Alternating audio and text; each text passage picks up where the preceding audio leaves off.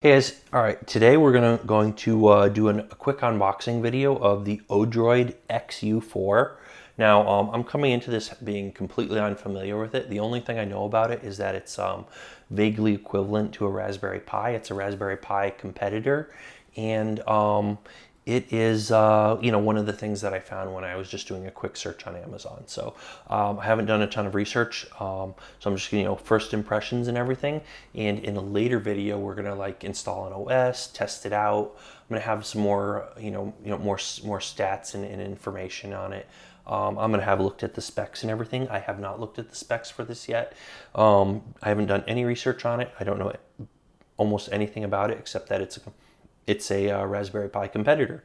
So let's open this up and take a look. Now, start with this one. This is the ODROID itself, and this guy is this bigger box here is the power adapter, which is a fair deal larger than the ODROID itself. So let's open this guy up, and there we go. And that comes with that and a little manual. We'll take a look at that little piece of paper in a second. But let's just open this up and take a look, because you're probably just you're like, come on, just show us the just show us the board. So this is a relatively small single board computer, and it comes with a fan already on it. So the heat sink and fan is already attached, which is kind of convenient. And this is not giving me a convenient way to just tear this open. Let me grab some scissors over here.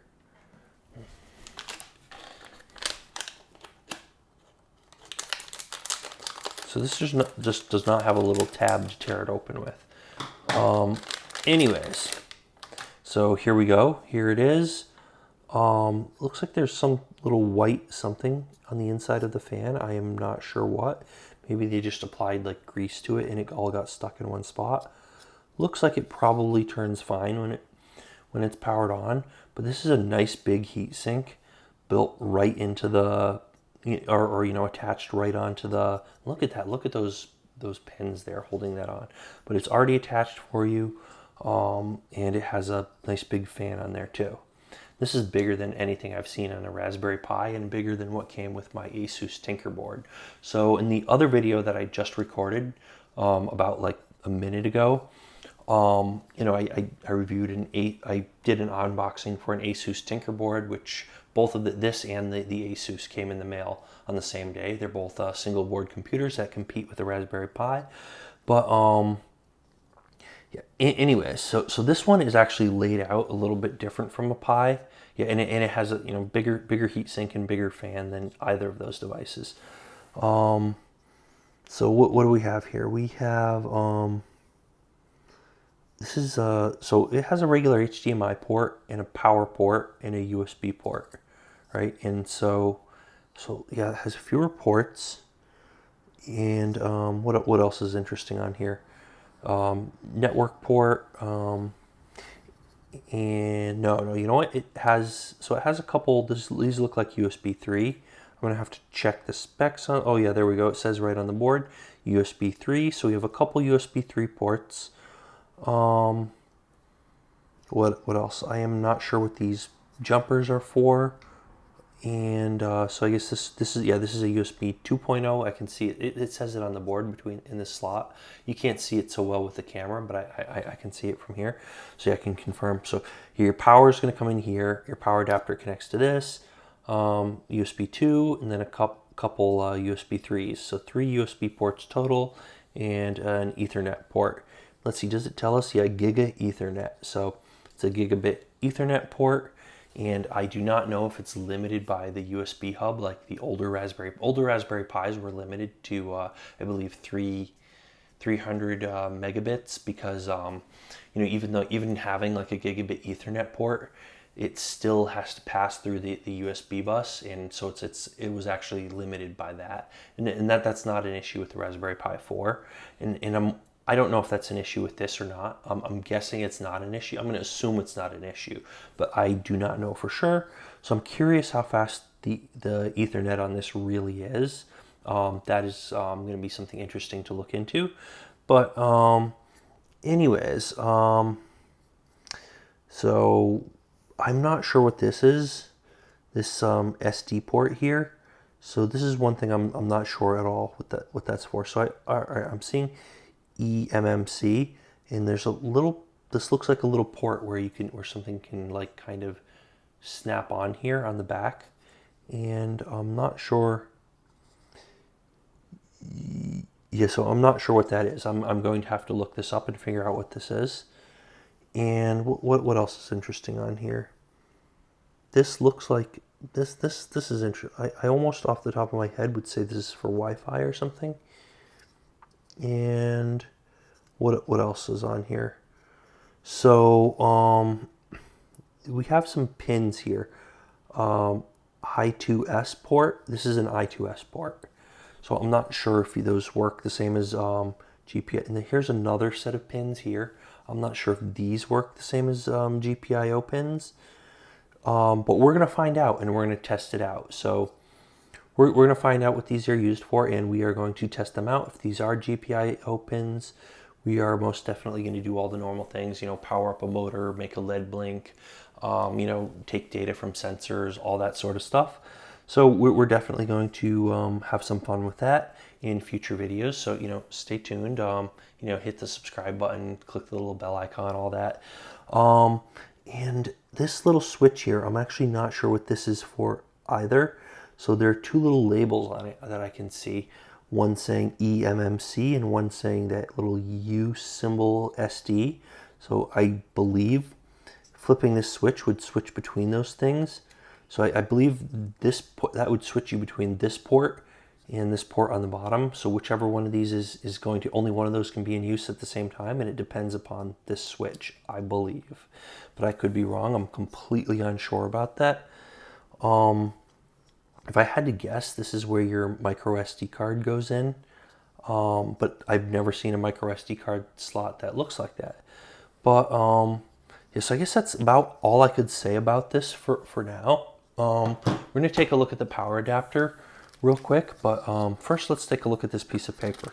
So yeah, it looks like, all right, what you'll need, it tells you, you know, you're going to need a an eMMC module that's been pre-installed. So you need a micro SD card or an eMMC module that has an OS on it. So similar to a Raspberry Pi, blah, blah, blah. You know, you download the images from ODROID, nothing too incredibly, you know, flash them to your card, so nothing too crazy. Runs Linux, just as you would expect. They have a different setup, you know, the default username and password is ODROID, and yeah, it looks like they're using some sort of, I guess, Debian. And what else can we, oh, this is excellent. So we have a little, so there's a couple gigs of RAM, and the processor is a Cortex. Oh wow, that's nice. Cortex A15, quad core ARM. I believe that's supposed to be pretty good. I really have to look at how that stacks up against a Pi, but anyways, so I really do need to look into that. So up and down streaming rates over gigabit Ethernet is around 880 megabits. So there's that. So it looks like it's not, I think that's just in practice. So it's not like limited by the USB hub or anything like that. Number C here is an eMMC module socket. So you can put those modules in here for solid state disks, and what else? And that, and D is that, yeah, that's the micro secure digital. So micro SD card slot. Yeah, so it's just a micro SD card slot. So that's, it just looks a little weird. It's not what I'm used to seeing on a Raspberry Pi or on anything else. But I guess just because it's lifted up so far, that's what makes it kind of look weird. But I guess that's fine. That's just an SD card slot. So that's all fine and great. And what other features does this have? So power jack, USB host port. Yeah, so it has some LEDs. All right, so yeah, so it gives you some status about some things. We'll go over that in more detail later. All right, now this is the important part right here. So J, the 30-pin general purpose, so GPIO port. Where's J on here? So yeah, J. So this thing right here, these are GPIO ports, or this is the GPIO port. So all these are GPIO pins. And you know, I almost missed this, but it has a power button right here. This is more like a power lever. All right, so you can click it, and you can like sort of move it like a switch. Anyways, a really interesting power button. I almost missed this feature, just noticed it now, but that's something that's kind of missing from the Raspberry Pi. And a lot of the power adapters for the Raspberry Pi that are sold with it, like from CanaKit or whatever, will tend to have a little button on the cable for the power supply, so it's a non-issue. But the Raspberry Pi really should have a little power switch or power button. This thing does have one, so it kind of solves a problem that the Pi has. So GPIO ports, it has fewer pins than the Pi. I believe, I should count them. Maybe they're just smaller or closer together, but let's see what else we have here. So this bottom thing, K. So K is going to be the 12 pin. All right, so we have a 30 pin GPIO and a 12 pin GPIO. So I believe the Pi comes with, off the top of my head, I want to say 40 pins. So this, I guess, gives you a couple more pins than the Pi. What else? Power button, real-time. That is nice. Real-time clock, battery. Okay, so it doesn't come with a real-time clock, but it has a battery connector for it. So that's one of the drawbacks of the Raspberry Pi, is that it does not have a real-time clock. So you power it down, it won't be able to, the time will stop counting, and it won't know what time it is when you power it on. But apparently, this little port here is for connecting a real-time clock. So it's specifically designed with that in mind. And there are expansion boards for the Pi that do the same thing. With this, they built a port in specifically with that in mind, which is kind of nice. So, all right, so number L, so L here, this is the other thing I couldn't identify. That's a serial terminal port. So it allows, so you can connect your PC to access the Linux console, so you can view the boot log and change its video and network settings. So that's kind of nice. It's a serial UART and uses, so all right. So this thing is a serial port, so you can use this. If you're not using a keyboard monitor with the USB and HDMI, you can connect with this on a serial port and just connect that to a PC or something. So you can actually view this without having it on the network and without a keyboard and monitor. You can just use the serial port and connect that to your PC, which it still seems like a pain. Unless you have that already set up or you have the connector and the software set up to use that, it's probably not worth the effort. But I don't know. That's one feature I don't know, maybe I will try it. People are probably curious about it. There's probably someone who wants to do that, so I should probably look into it.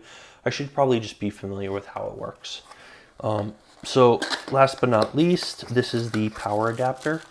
And if you look at this, all right, so this is nice and bulky, and it's, so it's not USB or anything, so it's not standard. You can't just grab any power adapter. So it's this round little plug, and, all right, so it's this gigantic thing here. So round little plug here, gigantic, big wall wart thing here. So, anyways, you would, you plug that in right like that, and there you go. So at least it comes with it. And, at least it comes with a power adapter. And let's see here. So let's compare the size. So this is, it's a little bit longer. Oops, sorry, let's get that on camera. Yeah, it's a little bit longer, but it's not as wide. So, and obviously it's thicker. It's about double the thickness. So yeah, definitely bigger and definitely heavier than the actual ODROID itself. Anyways, that's the ODROID XU4. Hopefully you found this interesting. I definitely found this interesting just opening that up. Hopefully you enjoyed watching this video. If you want to see more videos like this, obviously, just hit that subscribe button, click the little bell icon so you see an alert when a new video comes out, because we are going to be putting out some new videos We're gonna have videos doing things with the ODROID, videos with the Tinkerboard. We're gonna have a lot of Raspberry Pi and Arduino videos. And we're gonna do a lot of electronic stuff in general and a lot of hardware stuff in general. We're like, disassembling old tablets, laptops, PCs. We're gonna be doing a lot of stuff on PC hardware, server hardware. We're configuring servers and databases and services. We're doing a lot of coding and just a lot of tech stuff in general. If we're just doing a lot of interesting tech stuff, and if that's the kind of thing you're into, you're definitely going to want to subscribe. And also, I mean, if you have any questions, just leave them down below in the comments. And any comments, criticisms, anything you want to say at all. I want to know what you think. Just leave a comment down below. That's pretty much it. Give us a thumbs up if you thought this video was useful. Thumbs down if you just didn't like it. Maybe you just don't like the ODROID. Maybe you don't like. Maybe you just don't like the way I do my videos. Maybe you wanted to see me do more with it. Well, whatever your thoughts are, I want to know. And thumbs up, thumbs down, whatever your call. But definitely more important than all of that, just leave a comment down below. Let me know what you think. Maybe you thought I could have done something better. Maybe you have a question. Maybe you thought I did an awesome job and this is an incredibly interesting topic and you just want to, tell me how you feel. Any case, hopefully you enjoyed watching this, and as always, thanks for watching, and we'll see you next time.